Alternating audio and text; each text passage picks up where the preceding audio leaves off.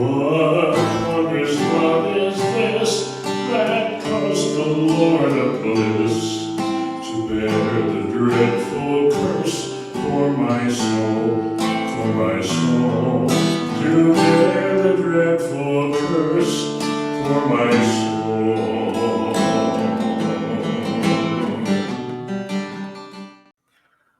Welcome everyone to the analysis of the survey of the Old Testament survey. Pastor Gavin is your host, and I am the analyst JD. And this is following 2 Kings, and this is our after show. We always do this after following each of Pastor Gavin's Old Testament survey series. There's always going to be an after show. Make sure you look for those. The series airs every Sundays on the Boiling Point podcast channels, and then every Wednesdays on Pastor Gavin's channels. So make sure you check them out on both. Please hit the share button. Leave us a comment, especially when it comes to 2 Kings. If you have any questions about this, please leave them. Pastor Gavin and I can always do a follow-up episode or a special episode where we can address people's questions. So please, if you have any questions, please leave them in the comments, and we will absolutely answer them. Pastor Gavin, before we started shooting, you said 2 Kings was a complicated book. And I mean, I'll be honest with you, at the first, I'm like, well, I mean, I kind of rolled my eyes because they're all kind of complicated to someone like me. You know what I mean? I'm still learning. I'm not a professional by any means. Mm-hmm. So some of them are complicated. Many of them I find to be a little complicated, but man, this one was really, really difficult for me to follow along. Yeah. The individual parts aren't so complicated, but to think about, okay, if you had to summarize in a short amount of time, like all that happened, you know. Yeah. I'm wondering if we ever don't do like some kind of an additional series or whatever we decide to do after this. We might need to even break 2 Kings up into multiple episodes if we do like a more in-depth kind of coverage or discussion or anything like that. Because yeah, you're right. Each individual thing was fine on its own, but it seemed like, okay, good, I got it. And then you're like, and you're like, oh, there's more. Okay. You know, and then by the third or fourth, you know, and then you're like, what did he say at the beginning? You know, because it's just like you said, it's a lot. Mm-hmm. And, you know, most of the books have a real good kind of an arc to them. This one just had like multiple arcs to them. And that's what I think is made it a little bit weird or a little bit different. So I want to talk about Elisha, right? Am I saying that right? Elisha first. He raised someone from the dead, you said. Yes. So, there was a woman that provided a place for him to live, and he was really, grateful for that. So he said, hey, is there anything I can do for you? And she said, yeah, I pray that we could have a child. And they had a son. This woman and her husband had a son, and he got this pain in his head, and he said, oh, my head, and he died. And so she came to him and said, my son's dead. And he went in and prayed for him, and the Lord raised him from the dead. Yeah. So I thought how many people in the Bible have resurrection powers? I thought it was just Jesus, but well, Elijah and Elisha and Jesus. Now we find in the book of Acts that there is one instance where the Apostle Paul, like he was praying, and he was preaching, and he went real late. This one guy was sitting like on a window, and he fell asleep and fell out of the window. And when he landed on the ground, of course, he was dead. And the Apostle Paul prayed for him, and he was raised from the dead. Okay. But resurrection from the dead is it's a very rare thing. Yeah, I would imagine so. Yeah. I mean, that kind of resurrection, doesn't that kind of go? I mean, of course, it's, when we say, Elisha and Elijah, have the power, it's not that they really have the power. They prayed and their prayers were answered. It's not like they laid their hands on and said, by the power that I have in me, I resurrect you. It wasn't like they did that. They prayed. So, but that kind of, raising people from the dead is kind of counter to the Bible a little bit, right? Well, I'm not sure what you mean counter the Bible. I mean, Yeah, you're right. it's different from, it's not the normative experience. Yeah, like it's But the usually when reason why, people, yeah, I when was people, just going to say, I didn't mean to interrupt you, but no, the that's fine. the main reason I think why God gave certain people the power to do that was to authenticate their word and authenticate the fact that it was God's way of saying, "Hey, I really have sent these guys. Yeah. You better listen to them and what they have to say." Okay. And when I say counter to Yeah, the Bible, I mean like yeah, when when someone's dead, we are supposed to let go. We bury them, we burn them, right, yeah, like that yeah, we're not supposed to hang on or talk to people who are right, dead or you know what I mean, engage in mhm, necromancy, I guess is kind of what I'm saying. right, Um, yeah, so yeah, that's what I mean by say when I say counter, not that he's that God is countering his own word, just that usually when people die, that's it's something that you have to accept. You move on. It's mhm, that's the way it is. But there are a few instances of resurrection in the Bible. I only thought it yeah, was just Jesus, but you said that there's a couple of instances of it. yeah, And as you said, and as we're both saying, it's not that they resurrected people; they prayed, and God allowed them to be resurrected. mhm, yeah, yeah, Um, Now I want to talk about the Jezebel again. yeah, We talked about that term and her in the in the first Kings after show. right, yeah. Now, did And I? Jezebel hated Elijah the prophet, and Jezebel wanted to kill Elijah. Okay, so not Elisha, which is in, Elijah, yeah, yeah, but Elijah, yeah, and because see, Elijah challenged the prophets of Baal to a contest, and he had all the prophets of Baal come up on Mount Carmel. Said, "Hey, let's build an altar and we'll pray to our God. Whichever God answers by fire, He's the true and living God." Well, the prophets of Baal prayed and cut themselves with knives, and nothing happened. And Elijah prayed to God, and fire came down and consumed the sacrifice in the altar. And so then the people started shouting, "The Lord, He is God! The Lord, He is God!" So then Elijah, and I think he had some help, slew all the prophets of Baal. Now, see, that was the law in Israel, like that God gave to Israel.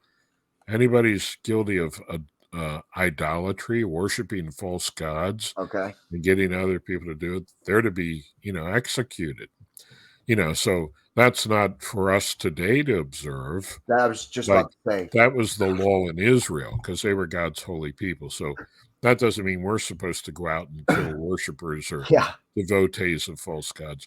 So anyway, then because Jezebel was a devotee of Ahab or of Baal, Baal, yeah, um, so she was really ticked off at Elijah the prophet, wanted to kill him. So he had to go and hide in a cave.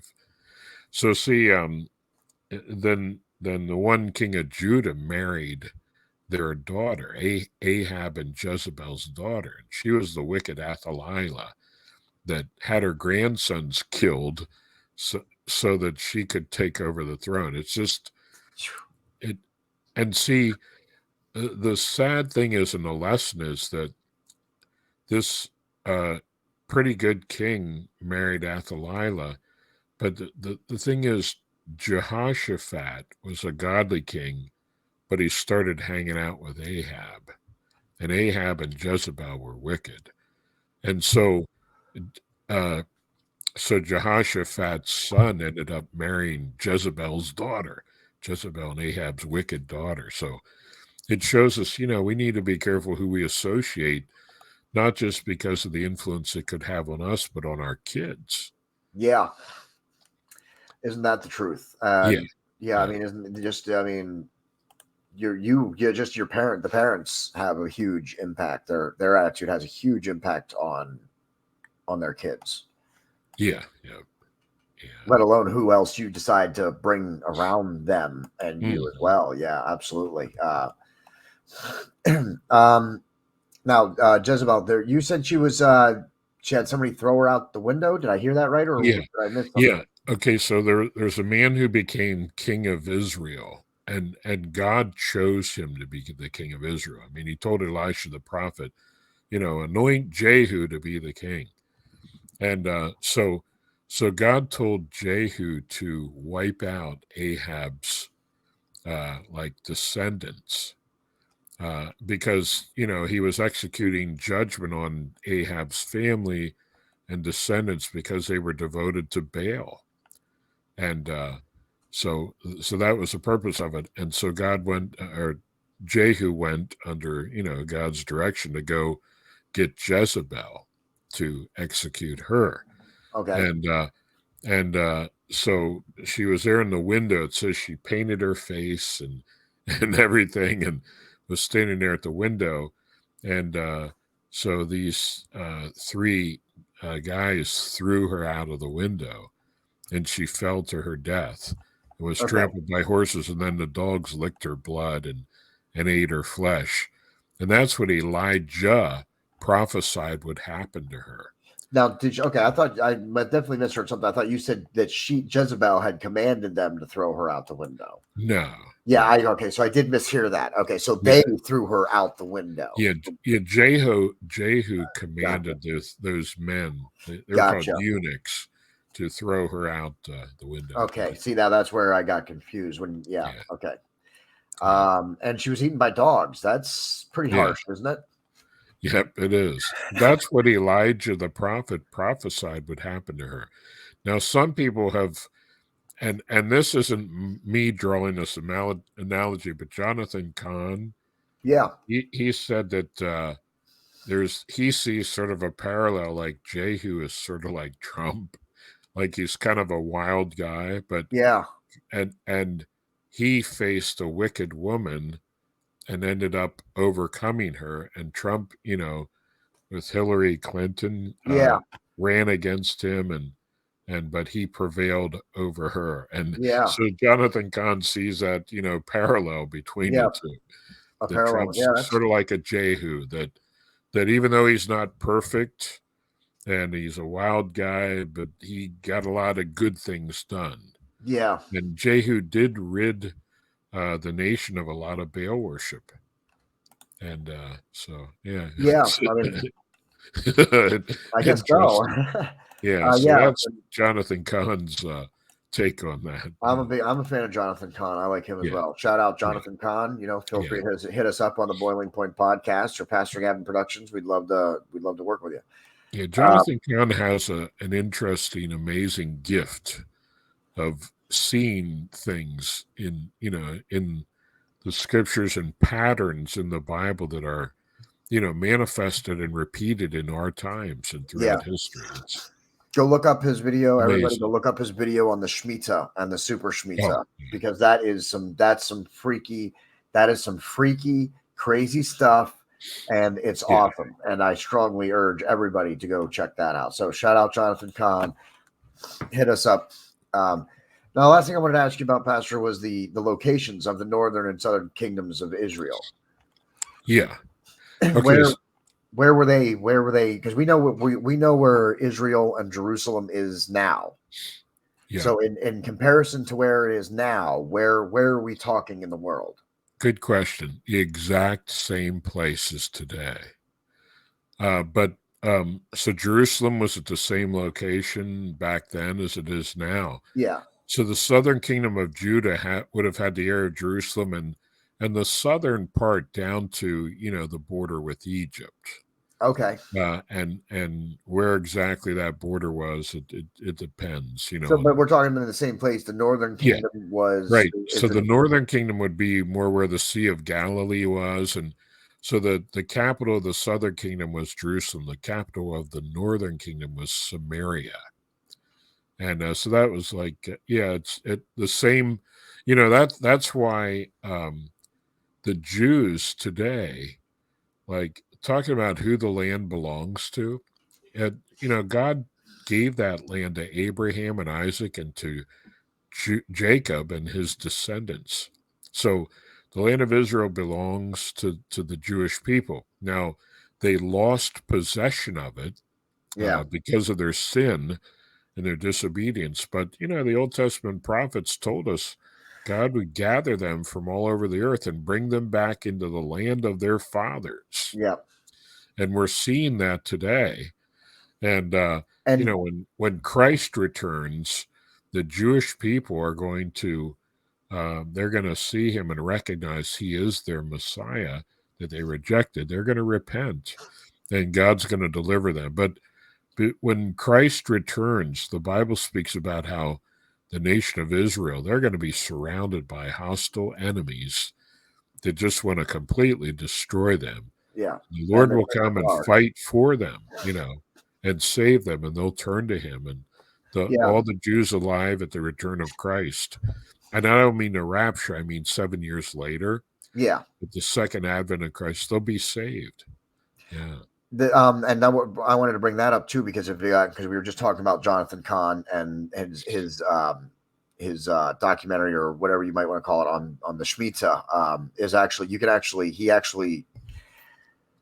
can look it up, and he shows that it was predicted, not just that the Israel, that they would have their land back, but if you follow it and his whole thing, which is crazy, by the way, and there's no way that I could reinterpret it for everybody here. So please go check it out yourself.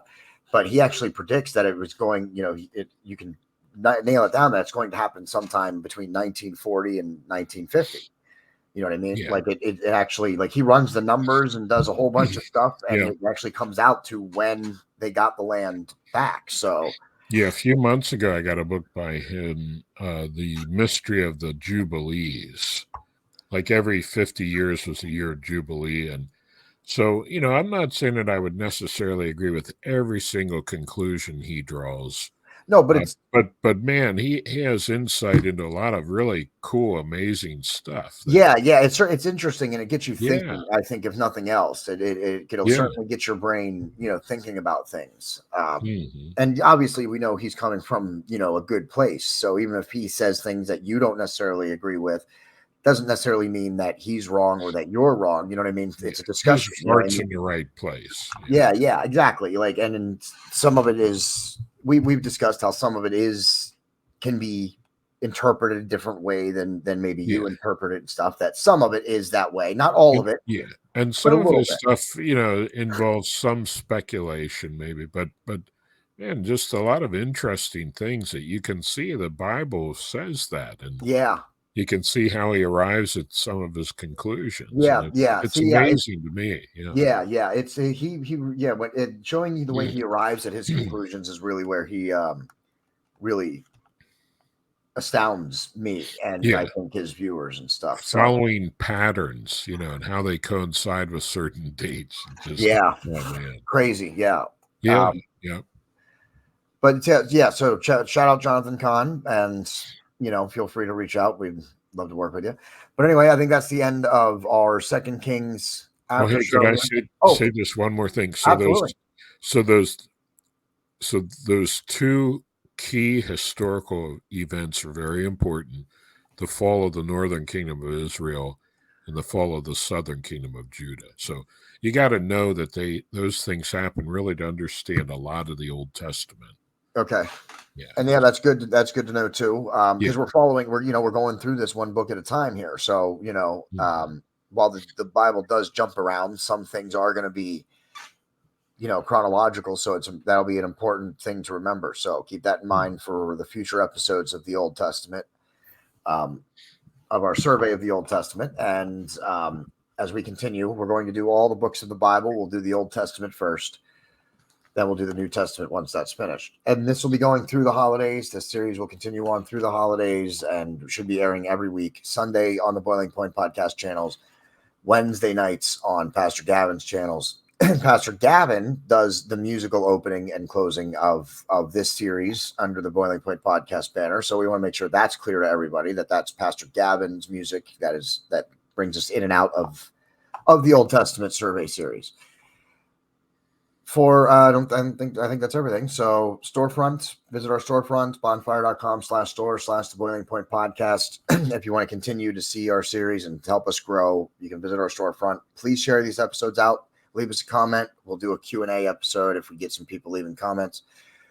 For our host, our senior faith correspondent and host of the series, Pastor Gavin, and his cat Morris, I am your host, JD. That's the end.